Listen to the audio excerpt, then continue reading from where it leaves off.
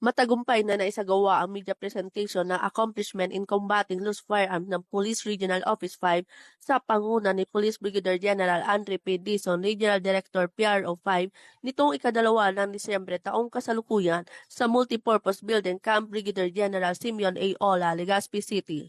Bilang paghahanda sa darating na national and local elections 2025, tinalakay ni Police Brigadier General Andre P. Dizon, Regional Director PRO 5 at Attorney Juana Maria A. Vallesa, Regional Director COMELEC Regional Office 5, ang mga nagawa sa pagsugpo sa mga iligal na baril sa rehiyon at mahalagang hakbang sa darating na halalan.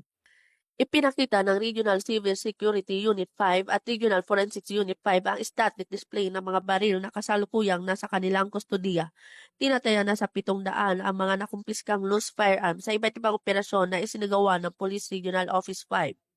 Sa pagkakataon, ang mga media sa buong rehiyon ng Bicol ay nagbigay ng kanilang katanungan bilang karagdagang insight sa mga proactive hakbang na pinapatupad ng Police Regional Office 5 upang matiyak ang isang ligtas at maayos na halalan. So, patuloy mo ito hanggang nasa election period tayo. Magsasagawa tayo ng iba't ibang paraan sa checkpoints, sa upland katok, nang sa gayon, maiwasan yung gumamit ng armas, ng dahas sa darating na election.